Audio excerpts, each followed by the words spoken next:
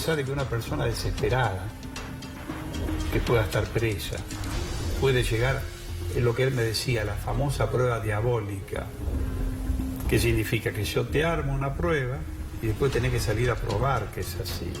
Él me decía, mirá, la verdad es subjetiva, no es real, la verdad es otra cosa. Entonces, este hombre quiere salir de estar en libertad, entonces de esa manera, de estar en libertad, te va a involucrar. Él en todo momento se mostraba con usted como una persona amable, sí, afable, sí. Y el día ese que le entregó... No, se transformó. Ahí se transformó. Él hacía... ¿Se puso violento? Se puso muy violento. O sea, él me dice, no, yo no te voy a matar, vas a salir por la puerta de atrás, vas a quedar preso. Es decir, él manejaba los tiempos psicológicos, en la cual a mí me afectaba.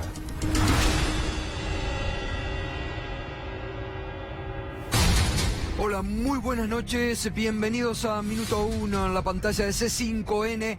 Hoy más que nunca, la realidad para enterarte de lo que otros no te cuentan ni te contarán, para enterarte de lo que otros no te muestran ni te mostrarán, la realidad sin ambigüedades a partir de este momento. Hay mucho más hoy de Pedro Echevez, este hombre empresario, 70 años, extorsionado, chantajeado por la banda de Marcelo Sebastián D'Alessio. Ayer te mostramos, te contaba en primera persona, Pedro Echevez, cómo D'Alessio lo llevó en su camioneta a Pinamar, al encuentro del fiscal federal Carlos Stornelli. El apretón de mano, la explicación de D'Alessio, ese apretón de manos significa que el acuerdo está. El dinero que le pedían, porque según D'Alessio, Stornelli se quería comprar una casa en Pinamar.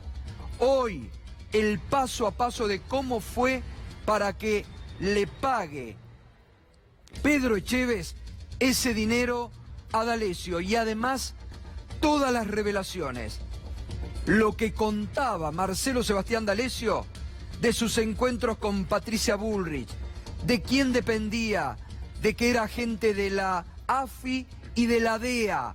Todas las revelaciones esta noche, imperdible, mucho más de Pedro Echevez, el hombre que destapó la podredumbre de una organización de los servicios de inteligencia que hoy toca al poder político, mediático y judicial de la Argentina en una causa que es imparable. El hombre que denunció y que hoy está autoexiliado en Estados Unidos, porque el Estado argentino, mientras le paga a Fariña, a Centeno, como testigos protegidos, a este hombre que la Argentina le debería agradecer por su coraje cívico, lo persiguen y se tuvo que exiliar de la Argentina y hoy vive con miedo en Estados Unidos. A partir de las 21, mucho más destapa Pedro Echevez, un testimonio que hay que conocer para ver la profundidad de esta red de espionaje ilegal que durante varios años asoló, chantajeó, extorsionó y lo peor de todo, armó causas judiciales. Y además esta noche, revelaciones sobre Fariña. Revelaciones sobre Fariña. Una carta de Fariña del 2015 te vamos a mostrar hoy, muy poco conocida, donde él dice que fue parte de una operación de los servicios de inteligencia para erosionar al gobierno de la expresidenta Cristina Fernández de Kirchner. Y muchas más revelaciones que trae Juana Morín y las últimas novedades con Irina Hauser. Pero, sin lugar a dudas, el dato del día, lo que comenzamos a partir de este momento a analizar en profundidad. La inflación del mes de marzo. Se quedó corto el presidente, 4,7. Por eso a partir de este momento nos acompañás con el hashtag inflación descontrolada, porque el gobierno ya no puede controlar la inflación. 4,7, una de las inflaciones más altas de la era Macri, ya realmente en un nivel peligroso, no solamente para la economía, sino para la vida diaria de los argentinos. Y ayer te mostrábamos, cuando el presidente anticipaba que iba a haber, así, en la naturalización de las cosas, de las peores cosas que hace este gobierno, intentaba ayer el presidente abrir el paraguas antes de tiempo. Lo recordamos lo que decía. Tan fácil. Y esperamos que este pico que tendremos en marzo sea un pico en el cual a partir de acá, a lo largo de los años, vayamos avanzando paso a paso hasta erradicarla y ser un país más de la enorme mayoría, el 90 y pico %, que tiene una inflación de un dígito. Se quedó corto el presidente y lo que viene para los próximos meses con el impulso de esta inflación, lejos de parar, realmente va a ser muy alta. Pero fíjese qué combo explosivo que es la economía argentina. La inflación descontrolada, 4,7. El dólar, pese a las ventas del Banco Central, hoy también se disparó, alcanzó otra cifra muy alta, 43,38.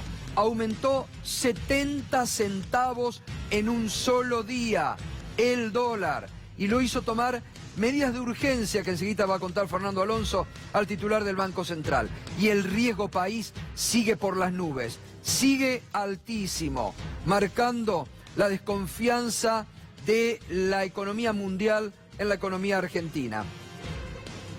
La marca de hoy en la que cierra el riesgo país para la República Argentina en este combo de inflación descontrolada, dólar otra vez tomando impulso en 40. Bueno, y el riesgo país que cerró 810 puntos. 810 puntos. Fernando, buenas noches. Combo explosivo para la economía argentina. ¿Qué tal, Gustavo? Buenas noches. Sí, y ¿sabés que decidieron el Banco Central romper con todas las normas que venían realizando hasta ahora y probar con algo que hasta ahora era mala palabra? Van a congelar el valor del dólar y van a congelar... Congelan todo al final. ¿Qué pasa? Les cambió la ideología de un día para el otro. Sí. Ahora congelan todo. Lo que antes rechazaban y criticaban, ahora terminan congelando todo. Y termina siendo con apoyo del FMI, el mismo FMI que hasta ahora venía diciendo, hablando del éxito del plan económico argentino, que en su último informe halagó a las autoridades. Bueno, termina aceptando de que había fracasado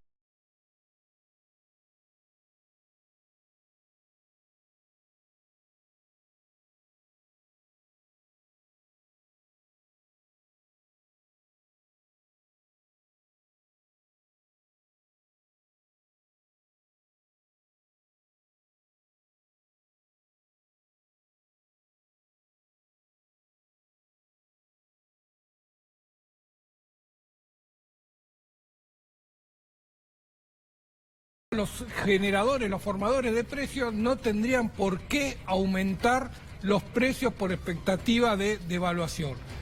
Es difícil creer que el mercado le crea al gobierno y por lo tanto es difícil creer que esta política va a tener éxito, Gustavo. Así es, ahora ampliamos, vamos a los datos del primer trimestre. Inflación de marzo 4,7, inflación descontrolada, 4,7 en marzo, era para arriba la fecha.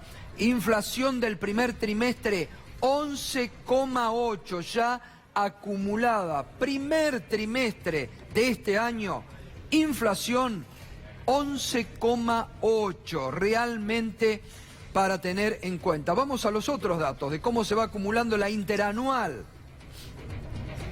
54,7% de inflación en los últimos 12 meses. Menos mal que Patricia Bullrich dijo que si no los votan a ellos y la votan a la expresidenta en octubre, la inflación iba a llegar al 60%. Mire, gobierna Macri. Inflación en 12 meses, 54,7. Van a superar el 60%. Pero claro, la campaña del miedo, ya no pueden hacer ninguna campaña, porque la economía se les ha descontrolado. ¿Y por qué? Y vamos a recordar, viene muy bien, lo que Macri decía cuando estaba en campaña o en los primeros años de su gobierno sobre por qué la inflación era alta en la República Argentina. ¿Qué decía Macri en campaña y le prometía a los argentinos? Bajar la inflación. Yo en el 2007 denuncié la inflación, no porque fuese un vidente, sino porque tengo unas canas y sé lo que pasa después de un tiempo cuando la inflación actúa. La inflación es una gran estafa. La primera meta que vamos a tener para el año que viene es comenzar a reducir la inflación en búsqueda de llevarla en un par de años a un dígito como tienen 99 de cada 100 países del mundo. Cuando nosotros asumamos, le vamos a decir a la gente que la inflación se va a terminar, que confíe y la gente va a confiar. ¿Ahora es un problema difícil? No, ¿qué va a ser difícil? ¿Cómo se soluciona? No, la inflación es la demostración de tu incapacidad para gobernar. En mi presidencia la inflación no va a ser un tema. Con respecto a la inflación, octubre, acordate, nosotros estamos viendo una desaceleración de precios. Nosotros seguimos trabajando. La inflación es la demostración de un gobierno ineficiente. A confesión de parte, relevo de pruebas, señor presidente. Vamos a ver los alimentos, los aumentos más importantes que se registran. Porque como siempre decimos, es un número, pero impacta severamente sobre distintos sectores de la sociedad y sobre tu bolsillo especialmente. Los aumentos más importantes: educación, 17,9 para arriba, indumentaria, 6,6, alimentos y bebidas, alimentos 6%, comunicación, 4,4, restaurantes, 4,3. Y fíjese en los alimentos, lo que más aumentaron, los alimentos que más aumentaron. Pollo, 25% en marzo, solo en marzo. Fíjate lo que viene aumentando de meses anteriores. Leche en sachet, 9,4 para arriba, la leche en sachet. Manteca, 9,2. El pan de mesa, 8,6. Jamón cocido, 7,1. Todo para arriba en los precios de los alimentos, Fernando. Y esto es lo que intentan congelar y hacer ahora una campaña de precios cuidados, cuando no lo han podido hacer en 3 años y medio. Sí, Gustavo, vos sabés que estabas mencionando la inflación de los últimos 12 meses. Para alimentos fue 64%, es decir, 10 puntos más que la inflación promedio de la economía, con lo cual castiga mucho más a los sectores de menos ingresos, que es donde se destina a mayor proporción o casi todos sus ingresos a la compra de alimentos. 64% en 12 meses. En esa lista que mostramos recién no está incluido el precio del tomate, que subió más del 30%. Lo hicimos deliberadamente porque el tomate, dice, bueno, es un producto estacional, sube, baja. Estos son los productos que suben y no bajan. Y además, ¿sabés qué, Fernando? El tomate, si vos querés, no comprás tomate, pero la leche que haya aumentado casi un 10% solo en marzo, y que no se consiga hoy leche a menos de 45, 50 pesos en la Argentina, eso es una vergüenza nacional. Y ahí Porque la gente puede, te digo, dejar de comer tomate, pero que leche, muchos argentinos y muchos chicos en una edad que necesitan tomar leche, no lo pueden hacer por la inflación y por el descontrol de precios. Eso es imperdonable para cualquier gobierno en el mundo. Vos fíjate que el pollo aumenta 25% en marzo, después del aumento muy fuerte de la carne, otro 25% entre enero y febrero, con lo cual dijeron, subió la carne, el pollo, que era el alimento natural para reemplazarlo, también sube. Y todos estos aumentos se dan en la semana previa a que el presidente anuncie el congelamiento de esta canasta básica. Mañana lo anuncia. Mañana, que va a ser mañana. Claro. Con lo cual, van a retrotraer precios, van a congelar sobre los precios que aumentaron. El mercado no le cree al gobierno y el gobierno no cree en lo que está haciendo. Por lo tanto, es inviable toda la política que están desarrollando. Pero, Fernando, si ellos mismos lo están diciendo, es un plan parche hasta octubre, porque son tan obvios que lo dicen. Vamos a tratar de llegar de la mejor. Después de octubre, si te he visto no me acuerdo. Agarrate Catalina después de octubre. Es que ya hay muchas dudas que lleguen a octubre. porque con cada medida van acelerando el proceso. Si había temor a una espiralización de la inflación, con esta medida va a ser mayor todavía ese temor.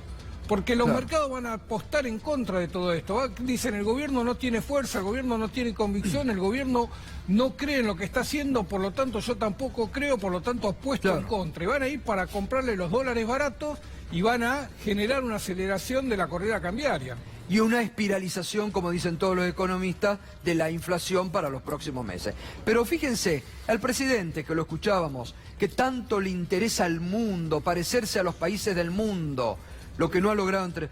¿Cuánto le cuesta a los países del mundo del que habla Macri alcanzar esta inflación de 11,8 que la Argentina tiene en 3 meses en la Argentina de Macri? Bueno, fíjate, la Argentina de Macri en 3 meses logró 11,8 de inflación. Japón tarda 29 años en lograr esta cifra. Suiza, 19 años. Irlanda, 12 años.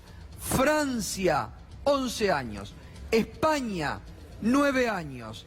Ecuador, 5 años. Chile, 4 años. Y Colombia, 3 años.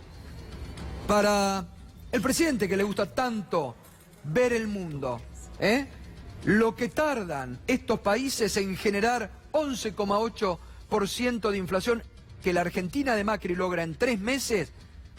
Bueno, Japón 29 años, el último Colombia 3 años, nosotros en 3 meses. Y hoy habló el titular del Banco Central de la República Argentina, Guido Sanleris, sobre esta inflación. A ver qué dijo. 4,7% es un nivel de inflación demasiado alto. Estos niveles de inflación sabemos que causan un gran daño a nuestros ciudadanos, especialmente a los más humildes. La alta inflación de marzo no es un caso aislado, ¿sí? La inflación es alta en Argentina desde hace muchos meses, desde hace muchos años. Entiendo perfectamente la preocupación que esto genera, ¿sí? Preocupación en la gente por ver que las cosas aumentan mes tras mes y seguramente también preocupación por no saber si este aumento de la inflación continuará o se revertirá pronto. Falta muy poco para que la inflación retome un sendero descendente. Por supuesto, por un tiempo todavía va a ser alta, más alta de lo que nos gustaría, de lo que deseamos, pero va a comenzar a bajar. Bueno, yo creo que ni ellos se creen. Falta muy poco y dice tras cartón, pero todavía vamos a tener inflación. La semana pasada el presidente dijo va a venir a la baja, 4,7 a la suba. Esta inflación realmente descontrolada que hay hoy por hoy en la República Argentina. Claro, lo mandaron a Sanleris a hablar. No puso la cara a Marcos Peña, no puso la cara al presidente, ningún ministro. Lo mandaron al técnico Sanleris a explicar lo inexplicable de 3 años y medio sin poder controlar lo que prometían en campaña, que era así. Mirá, de taquito lo iban a hacer. De taquito lo iban a hacer. 3 años y medio y todavía no pueden, con un panorama absolutamente negativo hacia los próximos meses. Y con este plan parche, con el que solo intentan seguir estafando electoralmente en la Argentina, como lo hicieron con todas las promesas de campaña del 2015. Ahora, habló Guido Sanleris. Claro, habló el fondo, que es el verdadero autor de este plan. ¿Qué dijo el fondo hoy sobre la inflación? Los últimos datos de inflación muestran que la inercia inflacionaria permanece como un difícil desafío para las autoridades argentinas. Chocolate por la noticia. La reciente decisión de no extender el crecimiento de la base monetaria hasta noviembre deberían ayudar a anclar las expectativas inflacionarias. Fernando, el fondo, ¿no? Con lo obvio. El fondo que evidentemente todo el fin de semana estuvo Sanleris y Nicolás Dujovne durante la asamblea de primavera del FMI, evidentemente estuvieron negociando este anuncio que se hizo hoy, ¿no? Esto de congelar la banda de flotación. Y el Banco Central dice, bueno, vamos a ir a una mayor recesión todavía de la que estamos atravesando para controlar los precios, porque además de mantener el dólar en esta banda de flotación, anunció que no va a inyectar un solo peso, aun si el dólar cae de la banda de flotación, aun si el Tesoro los tiene que vender. Por lo tanto, la restricción monetaria va a ser mayor de la que veníamos registrando, Gustavo. Es decir, quieren volver a combatir la inflación con la misma receta que no le dio resultado durante 3 años y medio, claro, que es la monetaria. Veremos si el FMI le autorizó, claro, este margen de congelar el dólar. Veremos si se lo sostiene mucho tiempo, porque cuando empieza a haber fuga de divisas, el FMI puede reaccionar y puede decir, oh muchachos, no voy a financiar una fuga de divisas, vuelvan a liberar el precio del dólar. Sí, sí. Bueno, acordate lo que decía ayer Aldo Piñanelli, ¿no? Que dijo, te firmo que en junio el dólar está disparado nuevamente. ¿Te acordás lo que dijo ayer? Lo dijo, ¿no? Ayer, Aldo, acá recordó que el año pasado, claro, había anticipado que para esta época iba a haber un nuevo pico del dólar. Exacto. Y ahora anticipó para mitad de año. Así es. Bueno, mañana el presidente Macri, según lo previsto, va a presentar el plan parche, o lo que según Marcos Peña hay que hacer a partir de este momento. No hay que hablar más de inflación, de economía, hay que ir a las redes y vietnamizar la campaña electoral. Pero vamos a destacar y vamos a recordar lo que ha trascendido y lo que se viene del plan parche del gobierno de Macri. El Banco Central hoy congeló los últimos manotazos. El Banco Central congeló la banda del dólar. De la tablita de Martínez de Oz a la convertibilidad de Cavallo, ¿qué es esto, Fernando? Vos veníamos con una tablita, el Banco Central te venía diciendo cuánto se iba a devaluar por día el dólar, 1.75% por mes, había anticipado durante estos 3 meses y te venía marcando cuál era la devaluación que quería del dólar. La devaluación del peso, por supuesto, no del dólar. Ahora te dice que no va a haber más esa tablita, que ahora va a ser una línea recta, que va a estar siempre igual esa banda de flotación. Es casi como es darle un valor fijo al dólar. No se atreven a ponerle un valor fijo por todo lo que significa, pero es casi están jugando con eso, Gustavo. Claro, y todo para octubre, todo hasta octubre, porque el gobierno quiere, para mantener a su base de sustentación política contento, un dólar barato hasta las elecciones, hasta octubre. Después no importa, después que explote todo, pero solo hasta octubre. Objetivo, frenar la inflación y alimentar la bicicleta financiera. ¿Qué más? Créditos Mejor Hogar, lo que trasciende, créditos Procrear, vuelven a los créditos Procrear, vuelve a otra medida del kirchnerismo que tanto criticaban. Leyes de defensa del consumidor, exigida por el fondo, y aplanamiento de tarifas solo hasta octubre. Después de octubre te viene todo el choclo puntito, ¿no? Y a ver qué más. Bueno, lo que ya venimos diciendo, congelamiento de productos básicos, garantizan provisión de leche con aumento de 30%, ampliación de precios cuidados, créditos para planes sociales y jubilados, descuentos con tarjeta de ANSES y Banco Público. Muchos, sobre todo este fin de semana, muchos columnistas, incluso algunos columnistas del diario Clarín, decían: el gobierno hace kirchnerismo electoral. El gobierno va a hacer morenismo sin Moreno. Esta noche, ahora enseguida.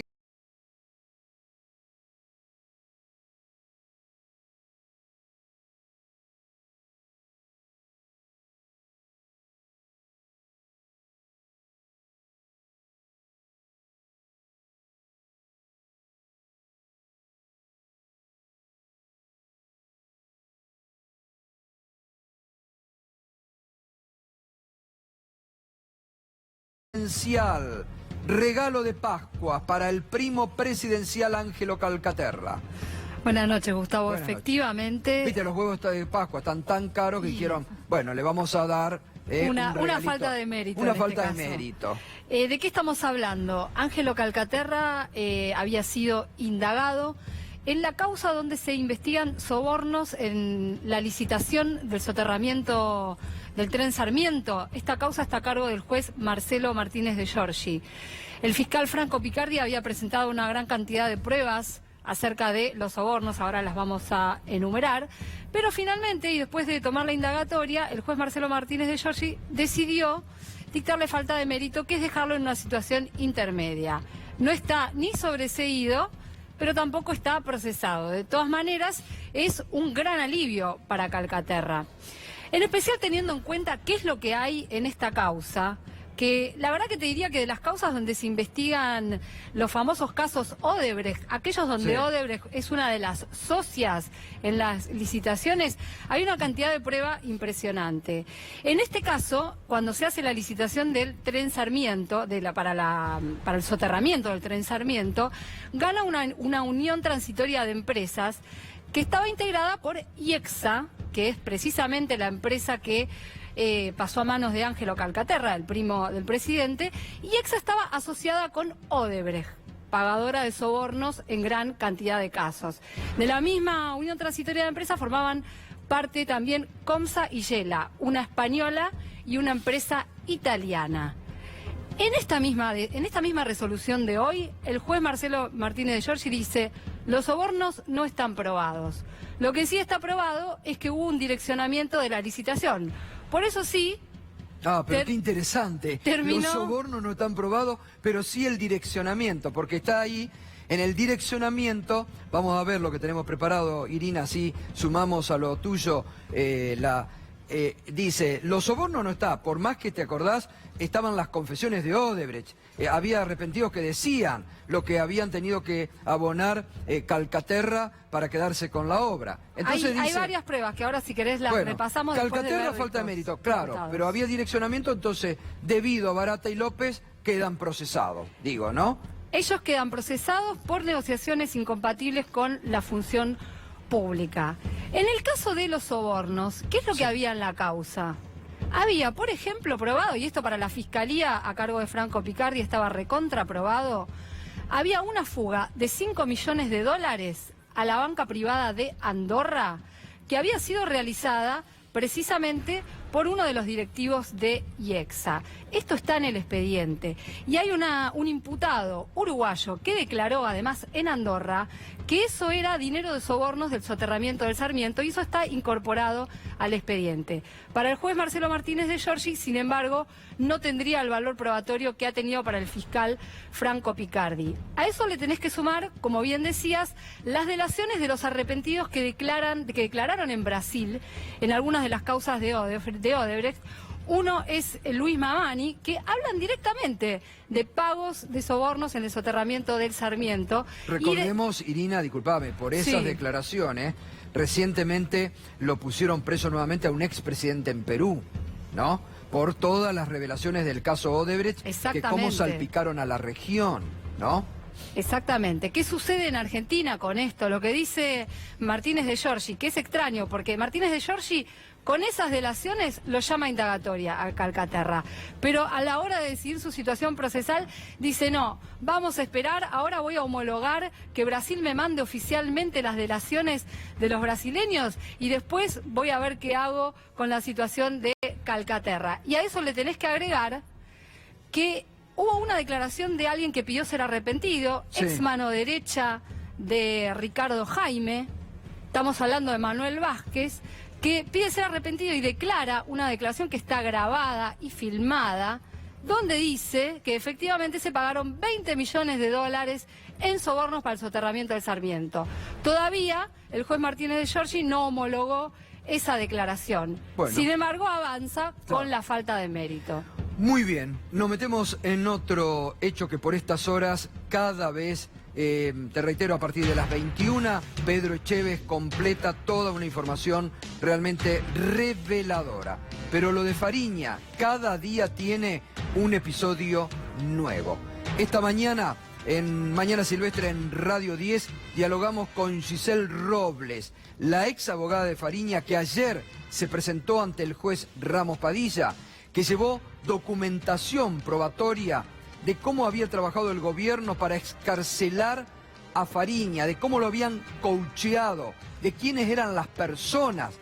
Y otra vez la presencia de los servicios de inteligencia, en este caso detrás de Fariña. Giselle Robles, esto nos decía hoy.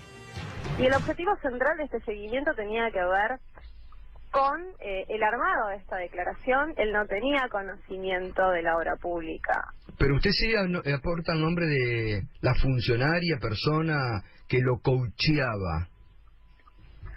Yo lo que comenté fue lo siguiente, que una de las personas es la que figura en los mails, y que él me había comentado que se había encontrado en 2 oportunidades con esta persona para que le explicara el contenido de 2 temas puntuales que esta persona había preparado. El tema de Garabano fue una charla, la verdad que como si se conocieran de siempre, fue algo muy distendido.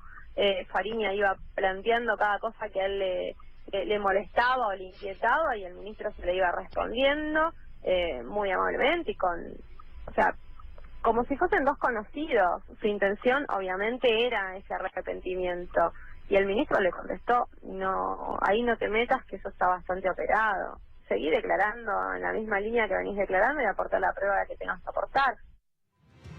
Bueno, y también hoy una cosa muy importante que dijo la doctora Giselle Robles, que el excarcelamiento de Fariña era muy difícil de lograr y que ese excarcelamiento lo logró el ministro de Justicia, Germán Garabano. Así, como usted lo escucha. Germán Garabano fue el que excarceló, no la justicia, ¿escuchó? Germán Garabano, corriendo jueces, sacándolo a Carlos Rosanqui de la presidencia de un tribunal. Germán Garabano fue el que actuó para que Fariña recuperara la libertad y pudiera ser utilizado por el gobierno para direccionar sus declaraciones. Y tenemos más de esto, Juan Amorín tiene mucho más. Juan, ¿cómo te va? ¿Qué tal, Gato? Buenas noches. Buenas noches, ¿cómo estás? ¿Qué decís? Bienvenido.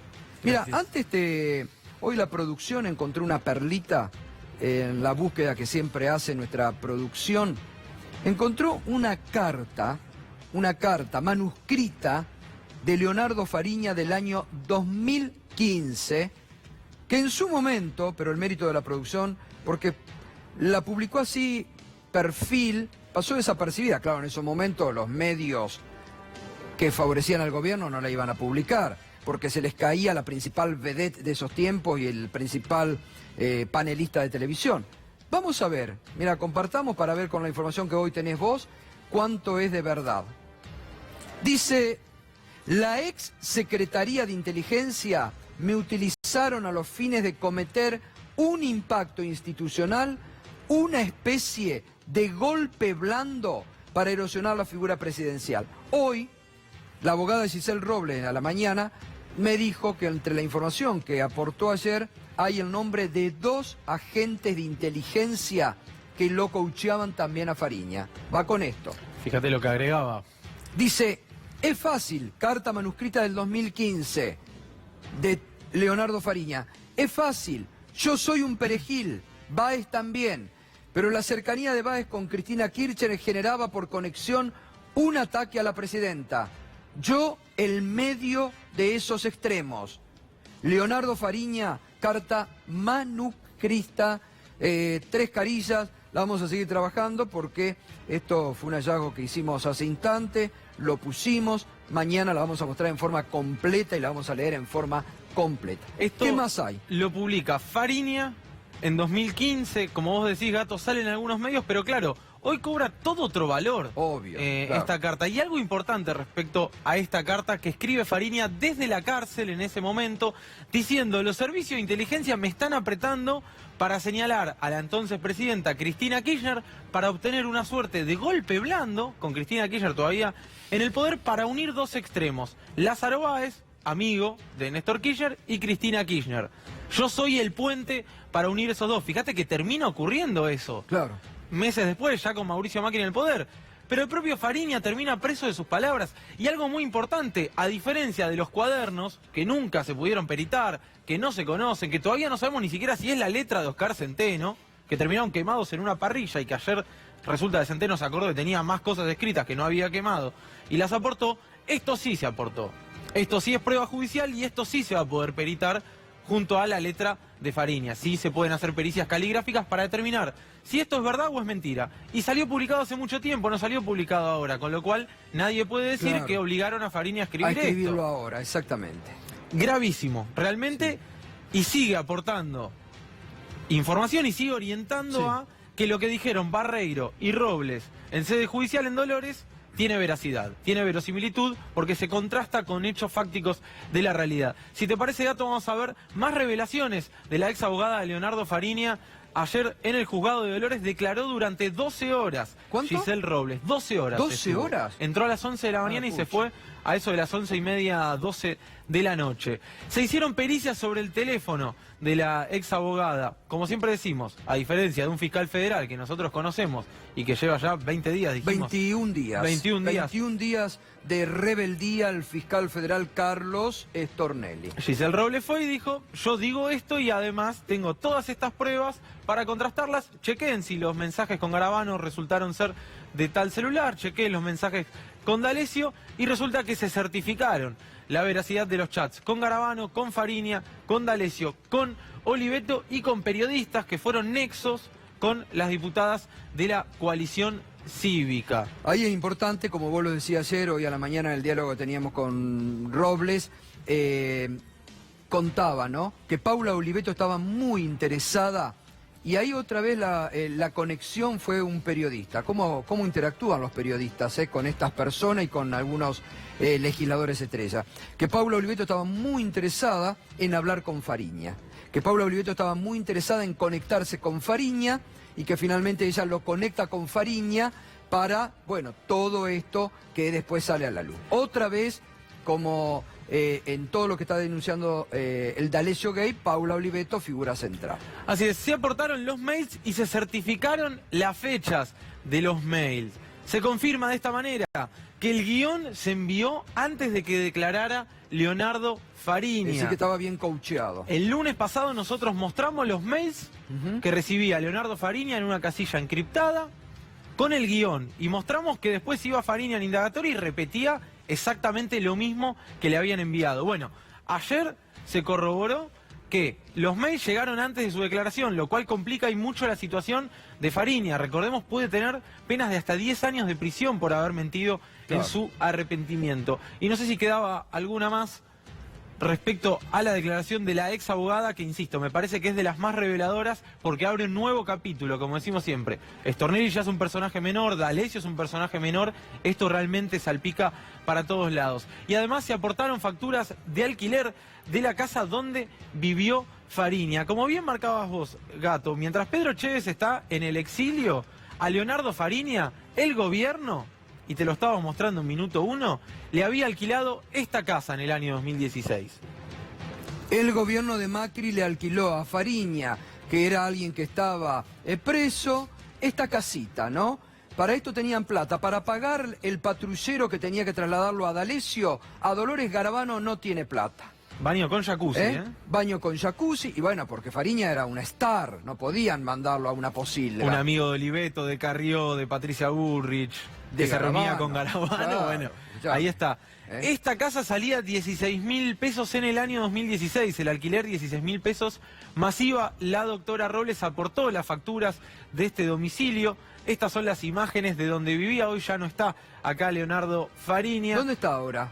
No se sabe, porque es obviamente protección de testigos. Lo cierto es que uno imagina que no debe estar en un lugar mucho peor que ahora, y uno se pregunta, ¿Oscar Centeno está en un lugar así, con estos lujos también? Claro. Por haber aportado, hecho su aporte a la causa, que no es la causa de la justicia, hay que aclararlo ya a esta altura. Es la causa, metamos presa a Cristina Kirchner, como decía Leonardo Fariña en el 2015. Bueno, mañana te vamos a contar más detalles, vamos a mostrarte, te reitero, la carta esta, que hoy la hemos rescatado del archivo, carta manuscrita del año 2015 de Leonardo Fariña, donde ya denunciaba que la Secretaría de Inteligencia, dos agentes de inteligencia, aclaró hoy la abogada Giselle Robles, lo había utilizado con fines de cometer un impacto institucional, una especie de golpe blando para erosionar la figura presidencial.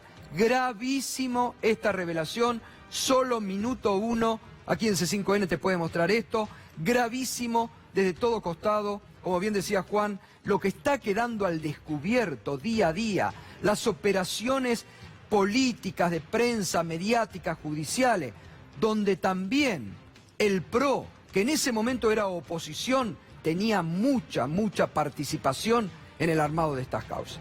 Seguimos. Así es, y una cosita importante, Sí. en un acta reservada Giselle Robles aportó estos nombres que vos referías, Gato, de los dos agentes, De los agentes de inteligencia. que habrían redactado Exacto. el mail y de la persona que lo coacheó, como ayer te marcaba, a Leonardo Fariña. Hubo alguien especialista en obra pública que coacheó, que entrenó a Leonardo Fariña, que le dijo, la obra pública se maneja así, la cartelización es así, las licitaciones son de esta forma, para que Fariña pudiera ir a repetir eso después a los programas de televisión que vimos, de aquellos que nosotros solemos mal llamarlos periodistas, pero que terminan siendo más operadores judiciales. Gracias, Juan. A vos, Gato. Gracias. Ahora continuamos. Muy bien. Decíamos recién, el gobierno de Macri empieza a tomar medidas kirchneristas para la campaña electoral. Hacen un morenismo sin Moreno, como han durante el fin de semana escrito algunos columnistas en diarios importantes de la Argentina. Bueno, lo tenemos en el móvil porque está por iniciar un acto político a Guillermo Moreno. ¿Cómo le va, Guillermo? Buenas noches. ¿Qué tal? ¿Cómo estás, Silvestre? Gracias por la comunicación, muy amable y un placer hablar contigo. Bueno, muchas gracias. Dicen que el gobierno con este plan parche va a ser morenismo sin Moreno. No, eso es imposible, fundamentalmente porque es un gobierno que en los últimos 3 años se la ha arreglado para generar los desequilibrios macroeconómicos que en términos fiscales hoy tienen un déficit de 13 puntos del PBI, generaron el colapso del gobierno de Alfonsín y no conforme con eso, también se las arreglaron para que en términos de sector externo de nuestra economía generaran un déficit en términos del PBI de 6 puntos, que fue también muy similar al que colapsó el gobierno de la Rúa. Con irracionalidad económica, esto es, con déficit fiscal de 13 puntos del PBI y con un déficit del sector externo, es imposible administrar el comercio interior. No hablemos de congelamiento y todos esos adjetivos que no vienen al caso. Administrar el comercio interior con este nivel de desequilibrios económicos, con este nivel de irracionalidad económica a la que han llevado a mi país, es imposible cualquier medida de política económica. Y esta inflación del 4,7 que da en el mes de marzo, ¿cómo impacta? ¿Pueden? Porque el gobierno dice ahora, bueno, vamos a replantear precios cuidados, vamos a congelar, vamos a empezar a dar créditos. ¿Pueden algo ayudar o ya llega tarde todo? Mire, está tarde todo. Mientras esté Macri, mañana es peor que hoy. Mire, los productos de remate, de oferta, de promoción, estuvieron octubre, noviembre y diciembre. A partir de enero, los empresarios lo que dijeron es, el stock que tengo lo voy a defender. Y le incorporaron a las unidades que venden el conjunto de los costos fijos, si no, obviamente se funden. O sea, toda empresa tiene costos variables y costos fijos. Los costos fijos son al margen de las unidades vendidas. Los costos variables están directamente relacionados con las unidades vendidas. Ahora, si vendés menos, los costos fijos te crecen en términos proporcionales en la unidad vendida, porque los costos fijos no disminuyen. Bien, eso es lo que vos absorbés con una promoción. Podés absorber los costos fijos. Bueno, se terminó. Los empresarios lo que han decidido ahora es tratar de preservar su empresa. Lógicamente, no todos pueden, porque cuando el mercado se achica, los más débiles se caen, que es lo que estás viendo. Por eso dije que mientras esté Macri y esta tasa de interés, que ahora ya es en dólares, porque nos venimos a enterar que no queremos que suba el dólar tampoco, con lo cual lo que paga el Banco Central ahora es en dólares. Bueno, es absolutamente disparatado y le pega de manera especial también a las grandes empresas. Por eso el problema que tenés con los laboratorios medicinales, el problema que tenés con las alimenticias, el problema que tenés con el acero, el problema que tenés con el aluminio, el problema que tenés en el complejo automotriz, el problema que tenés en el polo petroquímico Bahía Blanca. Miren, la verdad que no sé a dónde quieren llegar, pero yo te digo lo siguiente, Gato, es preferible que la plata del fondo que tenemos en reservas la preservemos, porque si aparte de no tener empresas nos vamos a quedar sin las reservas, como no las teníamos el año pasado porque estos se la patinaron, bueno, yo te digo que el tuit de Carlos Rodríguez donde le pide al presidente que se vaya, porque este trabajo no es para él, y que lleva al país a un caos, y con las consecuencias sociales que eso puede traer, quizás Carlos Rodríguez se esté quedando corto. Así que les pido, a través de este programa, a los amigos radicales, que por favor terminen la alianza con Cambiemos, que hagamos entre todos un gobierno de unidad nacional que le ponga piso a este dislate, porque si no, te aseguro que mañana siempre va a ser peor que hoy. Y ahora, ¿usted qué está queriendo decir? ¿Que está el gobierno liquidando en forma muy barata esto que el fondo le ha dado para que estabilice el dólar?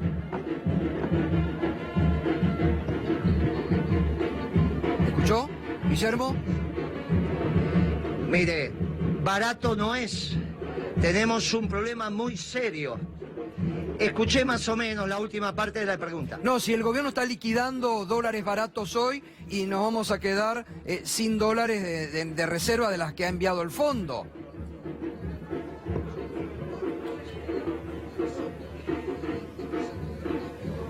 Pero claramente, por eso le estoy pidiendo que esto que acaban de anunciar no lo hagan. Porque mire, las reservas que hoy tiene el Banco Central, y es muy duro lo que voy a decir, pero equivalen al default que oportunamente presentó Rodríguez A. Vos tenés dos alternativas: o no pagás, o la plata que tenés no la malgastás. No pagar no podemos, porque ahora el acreedor principal es el Fondo Monetario. Es imposible entrar en default con el Fondo Monetario. Pero no se puede dilapidar las reservas. Es una situación demencial. Son unos irresponsables. Estamos en esta etapa donde los economistas, que razonablemente dominan la disciplina y que tienen algo de ética profesional, a partir de hoy dejan de dormir, porque saben la situación a la que nos está conduciendo este gobierno. Este gobierno tenemos que darle una salida institucional. No tenemos adjetivos para calificarlo. La decisión de hoy del presidente del Banco Central, del Ministerio de Economía, y se lo digo a la señora Lagarde, a la cual oportunamente, como presidente de la Comisión de Economía del Partido Justicialista, le dirigí una carta diciéndole: si van a permitirle a este gobierno que devengue todo el crédito que era años adelante, amplíen el crédito. Algo ampliaron. Mire, señora Lagarde, no pueden permitir que el préstamo del fondo financie la dolarización de las carteras. No es ese el compromiso que ha tomado el Estado argentino. No, ustedes no respaldan un gobierno. Ustedes son la garante de la gobernabilidad de la región. Ustedes han generado un esquema donde saben que esto termina mal y lo que están haciendo es impedir la irradiación de la explosión de la economía argentina a la región. Le han puesto un domo a la economía argentina, una cúpula. Ustedes no pueden permitir que el gobierno del presidente Macri dilapide las reservas que son de todos los argentinos y que a su vez mayoritariamente están conformadas con el préstamo que ustedes dieron. Por lo tal, les solicito que vuelvan al esquema original oportunamente, avalado incluso por el Congreso de la Nación. Moreno, ¿me escucha, Moreno? ¿Usted me está escuchando? Bueno, tenemos un problema. Ahora vamos a recuperar porque la verdad que lo que está diciendo es un poco lo que viene diciendo Piñanelli y otros economistas, ¿no? Sí, en un momento dijo, con el Fondo Monetario no se entra en default. No hay que dejar de pagar. Esa es una creencia de que no se puede entrar. De hecho, siempre se puede. Lo que armó el FMI es una estructura que te obliga el próximo año a renegociar todo el acuerdo para extender los plazos de vencimiento. Y en esa renovación es donde se espera que aparezcan la mayor cantidad de condicionalidades posibles. Todo lo que venimos hablando de las leyes de reforma laboral, de las leyes de reforma previsional, todo lo que tiene que ver con eso, van a llegar ahí muy fuerte cuando haya que sentarse a renegociar estos vencimientos que son impagables. A ver, Guillermo, ¿me escucha ahora? Sí, perfectamente. Bueno, Gato. Bárbaro. Gato bueno sos vos. Creo que sí. Sí, sos el gato bueno. Creo que sí. Digo, entonces el plan que va a presentar mañana el gobierno, que nosotros hemos denominado plan parche, ¿no va a servir para nada? ¿Es solamente para engatusar a la sociedad? Mirá, absolutamente, Gato, no va a servir para nada, porque cualquier economista que se precie tal sabe que con los actuales desequilibrios macroeconómicos es imposible hacer política económica. Lo que hay que hacer es abrir la ventana, abrir la puerta y renovar el aire. Y hay que hacerlo en el marco institucional, en un marco incrento, en el marco de la ley y el orden, y para eso la llave lo tiene el Partido Radical. Tiene que terminar con esta alianza Cambiemos. Bueno, pero eso es improbable. Si se va de un gobierno... Pero eso es improbable porque el radicalismo acaba de ratificar su alianza. Bueno, ahora se viene la convención, pero los gobernadores radicales dicen que pidieron este plan que mañana va a poner en marcha el presidente. Y el otro sector está negociando con Roberto Labaña la candidatura presidencial. Por eso, bueno, no, yo escuché al presidente de la convención decir que ya la alianza Cambiemos no lo representaba. Yo no diría que es imposible. Hace muchos meses que yo vengo sosteniendo esto y cada vez me parece que es una realidad más palpable, pero sobre todo necesaria. Lo que es cierto es que si le decimos a los radicales que dejen este gobierno, obviamente hay que ofrecerles otro gobierno y le tenemos que ofrecer el gobierno de unidad nacional. La llave está en el Congreso de la Nación. Lo que tenemos que hacer es un gobierno de unidad nacional, los peronistas, los radicales, los socialistas, los desarrollistas, y si hay algún marxista suelto por ahí también, que armemos un gobierno de unidad nacional fundamentalmente con dos objetivos. El primero, ponerle piso a esta supercrisis, porque seguimos cayendo y hasta que no hagamos piso no va a haber rebote. Segundo, que no dilapidemos la última plata que nos mandó el mundo por los próximos 5 años. Este irresponsable se la va a patinar, la va a malgastar. Esta plata la necesitamos para reactivar el país, como decía tu colega. Tenemos que ir a negociar con el fondo, generar otros mecanismos. Tenemos que obviamente resolver el tema fiscal vía recaudación. Para resolverlo vía recaudación tenés que reactivar el país, tenés que administrar el comercio exterior para resolver el sector externo, tenés que ponerle mayor poder adquisitivo a los ingresos populares, que son los sueldos, salarios, jubilaciones y pensiones. ¿Cómo haces eso? Poniendo nuevamente en una relación justa y razonable la comida con los ingresos populares. Tenés que darle rentabilidad nuevamente a las empresas por unidad vendida. ¿Cómo lo haces? Desdolarizando las tarifas. Todo esto no lo puede hacer este gobierno ni esta alianza.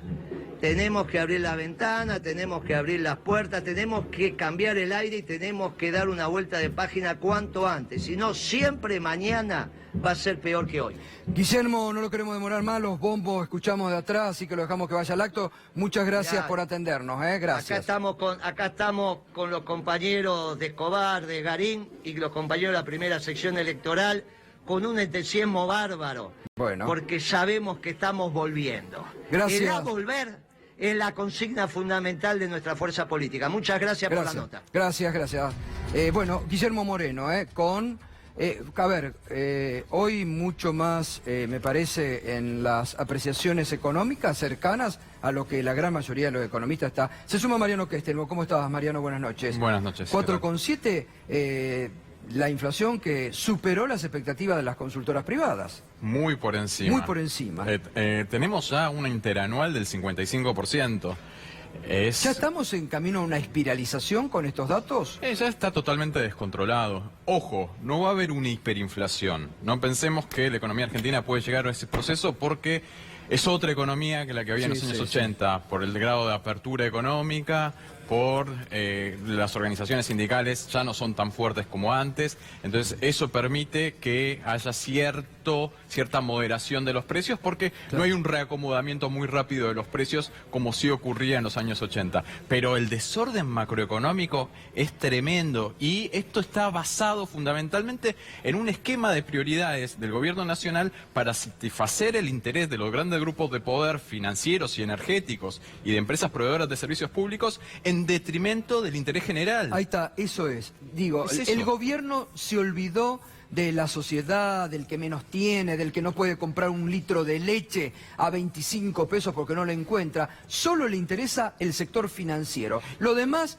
Sector financiero, energético y de otras empresas proveedoras de servicios públicos. Que haga lo que pueda. Ahora, Mariano, da la sensación que ya ni a eso les responde, porque le va a poner un techo, va a aplanar las tarifas, con lo cual va a generarle un costo financiero alto a las empresas. Le está haciendo perder plata a todas las empresas con la política que lleva adelante. Da la sensación que ya está en el momento ese de quiebre donde ni siquiera... Para quienes estabas beneficiando sirve este modelo. Sí, yo creo que está buscando un equilibrio que no encuentra entre satisfacer esos intereses y al mismo tiempo preservar el poder. Y no, es un equilibrio muy difícil de encontrar, sobre todo en la economía argentina, donde todo el tiempo hay tensión distributiva que se expresa efectivamente en estos niveles inflacionarios impresionantes. También es notable las idas y vueltas, las marchas y contramarchas en materia de retenciones, al principio en tarifas, en reintegros, en aumentar y después devolver IVA y después sacar, ponen y sacan impuestos como bienes personales. Es un mamarracho, realmente. La política económica así pierde credibilidad. Están emparchando. A ver, digamos, están emparchando. No saben dónde ir. Ni el fondo ya les sirve. No, a ver, eso. me parece que esto es lo que hay que decir. Están emparchando y cuando un gobierno empieza a emparchar, la cosa se pone cada vez más difícil. Es muy, pero muy frágil porque ya no tiene justamente el apoyo de los grandes sectores de poder que se beneficiaban, está perdiendo ese apoyo. ¿Y este plan parche sirve o no? Por supuesto que no, Gustavo. Es un desastre. Estamos yendo a una situación de precariedad en las condiciones de vida de las grandes masas de población impresionante. Porque uno siempre tiende a ver informes que comparan el índice de inflación con el aumento de los salarios. Y realmente eso no es cierto, porque lamentablemente los consumos de la población que no se pueden sustituir, como alimentos, remedios y servicios públicos y combustibles, aumentan en una magnitud aún muy superior que el 55% interanual que está diciendo el INDEC hoy, que es un valor muy muy alto, sobre todo en perspectiva histórica. Nos tenemos que remontar hasta 1991 para encontrar un registro más alto. Es desastroso en términos generales de manejo de la política económica, pero sobre todo es una transferencia de ingresos fenomenal desde los sectores medios bajos hacia los sectores de alto poder adquisitivo y especialmente para el sector financiero que fuga capitales al exterior. Me decía recién, Gustavo, un empresario que tiene 15 locales de ropa, que en uno no vendió nada. Primera vez en 32 años que tengo un local abierto todo un día sin vender una sola prenda. Ni en el 2001 pasó una caída del consumo como el que se está registrando ahora. El INDEC, cuando armó su índice de precios, consideró que el 9% se iba a indumentaria. Hoy la gran mayoría de los hogares, tristemente, no está pudiendo renovar nada de ropa. Nada. Todo se va a alimentos y a pagar las tarifas, los gastos fijos de los hogares.